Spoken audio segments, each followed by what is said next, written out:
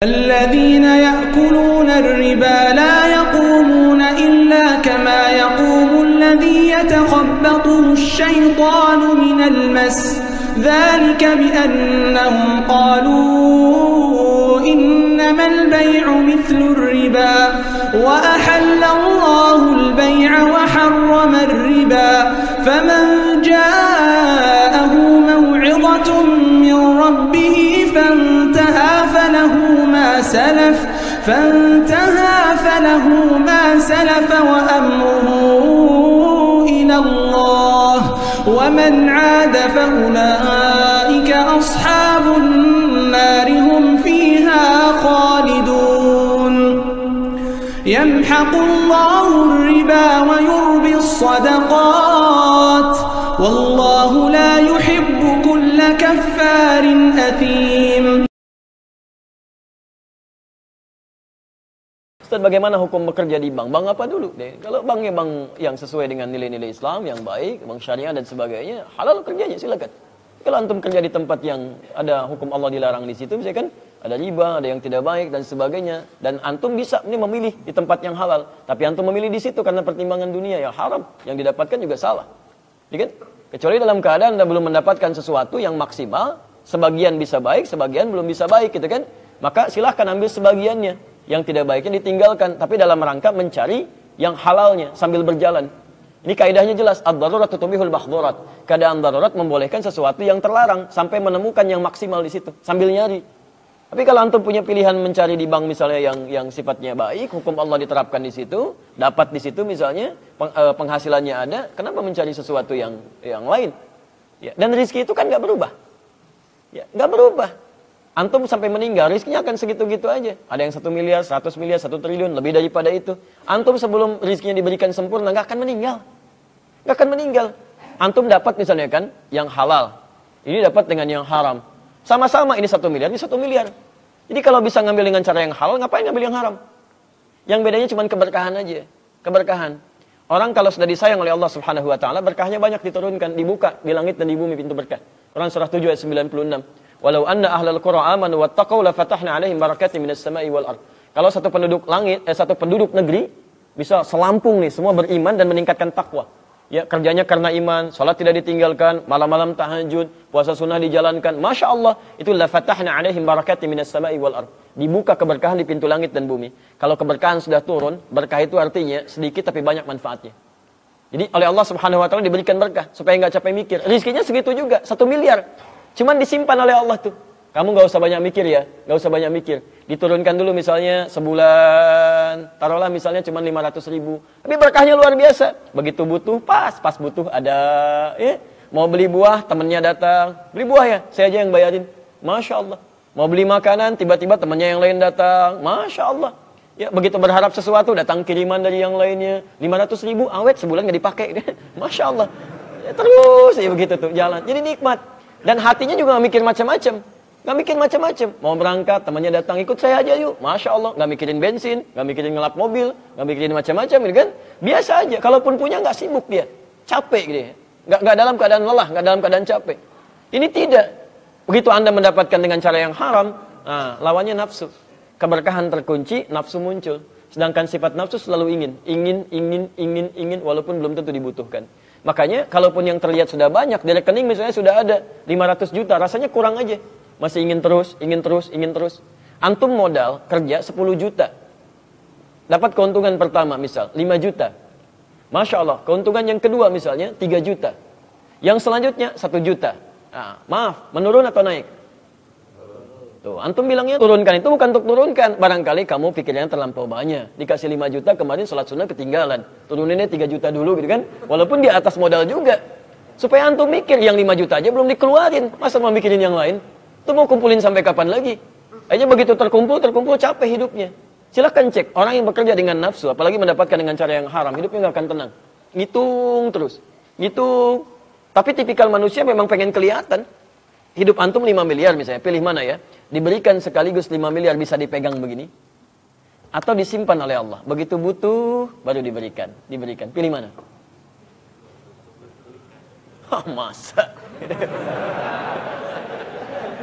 Umumnya pengen dipegang. Antum belum gajian aja udah sibuk gitu kan. Allah gini. Masya Allah gitu kan. Ya, isi uang belanja 3 hari lagi belum selesai sudah mikirin gitu kan. Artinya pengen megang, itu sifat manusia. Padahal kebanyakan dipegang capek. Begitu sudah semakin banyak, Masya Allah. Tadinya kalau 100 ribu masuk dompet, udah 100 juta, waduh kebanyakan nih. Simpan 1 miliar, berangkas kayaknya berangkas. Bikin berangkas, mau tidur, cek dulu barangkali satu kurang situ, hitungin lagi 1 miliar gitu kan. Sampai subuhnya juga terlambat, tahajud, enggak gitu aja semalaman tidur juga enggak. Capek gitu kan. Ini poin yang barangkali dicek ya. Kalau semakin banyak antum meninggalkan ibadah, pasti ada yang salah tuh. Ada yang salah tuh. Kalau hukum kerja di bank konvensional ini sudah sering ditanya. Kira-kira menurut antum ini, menurut anda yang hadir sini atau teman-teman yang masih kerja di bank konvensional, anda maunya saya jawab apa? Kira-kira. Saya jawab boleh, itu berarti saya mempertaruhkan leher saya ini di hari kiamat di mahkamah Allah. Masuk neraka nanti. Nggak boleh riba, haram. Gitu kan? Jadi kadang-kadang subhanallah, ini mudah-mudahan penanya niatnya untuk mengetahui hukum ya. Tapi ada kadang-kadang teman-teman karena sudah tahu dirinya salah, sengaja bertanya, dibolak-balikan pertanyaan supaya ada jawaban iya. Nggak mungkin Ustadz menjawab iya itu. Haram, halal, halal. Karena kami tahu itu pertanggungjawabannya berat hari kiamat gitu kan. Jadi teman-teman yang masih kerja di bank konvensional, anda sudah tahu ada fatwa MUI tentang masalah haramnya bunga bank, haramnya kerja di bank konvensional. Begitu pula dengan umumnya pendapat ulama dunia. Tidak ada satupun yang mengatakan boleh sebenarnya. Lalu bagaimana Ustadz kalau saya sudah terlanjur? Ya taubat, tinggalkan, gitu kan? Itu solusinya. Saya nggak tahu memberikan makan keluarga saya, subhanallah. Bagaimana bisa? Kita berapa 9 bulan di rahim ibu nggak pernah pikir makan dari mana. Waktu masih anak-anak nggak pernah tahu, nggak pernah mau tahu orang tua kita dapat dari mana uang untuk berikan kita permen, makanan, baju. Sekarang sudah sarjana ketakutan, mau makan dari mana? Nggak mungkin itu, ya kan? Syaitan tidak mau kita lepas dari sebuah belenggu yang sudah dia lakukan. Orang yang berbuat kemaksiatan, terbiasa zina, terbiasa riba, terbiasa mencuri, terbiasa bohong, terbiasa dengan sebuah kegiatan, maka syaitan akan buat jaring-jaringnya supaya tidak lepas dari situ. Ranjau-ranjaunya banyak, beratlah, pertimbanganlah, beginilah, beragam macam. Sebagaimana ulama mengatakan syaitan itu masuk ke dalam diri manusia, bisa dia menggoda orang untuk melakukan sebuah perbuatan buruk, atau bisa dia membuat orang lain bimbang dalam mengerjakan perbuatan kebaikan. Di antara perbuatan kebaikan itu, kalau seseorang mau meninggalkan yang haram, mau taubat di jalan Allah Subhanahu wa taala, diterima enggak ya taubat saya? Saya mau beri makan dari mana ya anak istri saya? Saya kalau berzina kemudian saya taubat, siapa yang mau nikahi saya ya? Dan beragam macam was-was yang akhirnya tetap membuat orang tersebut dalam belenggu dosanya. Keliru. Dalam Islam kata Nabi SAW, at-taubat tajubbu ma qablaha. Taubat menutup segala kesalahan yang telah berlalu. Tidak ada masalah dalam Islam, taubat saja. Umar bin Khattab pernah kita bahas, pemabuk keras sebelum masuk Islam. Taubat menjadi seorang khalifah Rashid, yang terkenal khalifah Rashid, dan kemudian khalifah yang kedua dijamin masuk surga, dan banyak sekali fadilah. Karena Islam tidak melihat masa lalunya seseorang, yang dilihat adalah sekarang dan ke depan, kan seperti itu. Jadi saya mengajak anda dan seluruh muslimin, dan saya doakan dari hati saya mudah-mudahan Allah berikan kemudahan anda untuk meninggalkan, karena ini berbahaya sekali. Dirham, 1 dirham riba, kata Nabi SAW, lebih berat dosanya di sisi Allah daripada 36 kali berzina. Berat itu, bukan hal yang ringan. Makanya syaitan membelenggu kita di situ. Keluar saudaraku. Kalau hanya karena masalah dasi, hanya karena masalah kemeja, hanya karena masalah nama baik, hanya karena masalah sudah terlanjur dapat jabatan, dan itu semua anda mau pertahankan silakan, tapi konsekuensinya adalah ada hukuman dari Allah Subhanahu wa taala karena haram.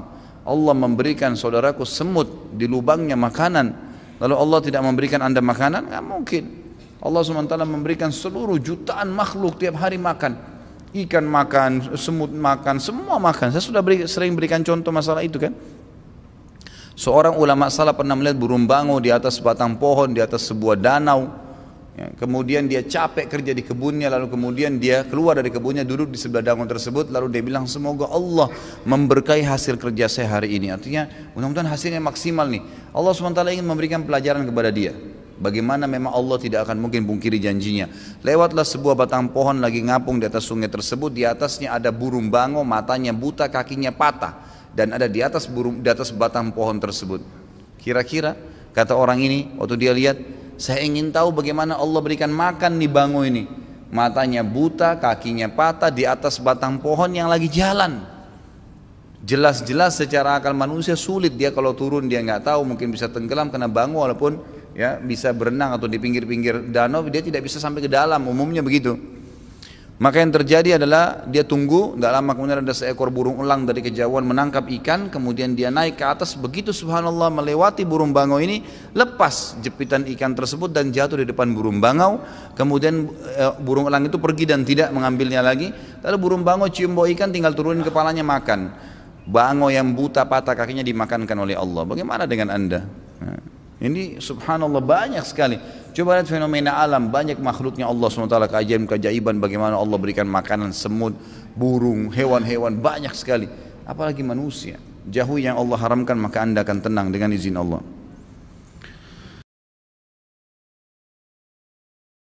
يقول موظف في بنك الربوي لكنه لا يتعامل بالقروض. يقول أهل العلم حتى اللي يصب الشاي هناك محرم لعموم قول الله تبارك وتعالى ولا تعاونوا على الإثم والعدوان.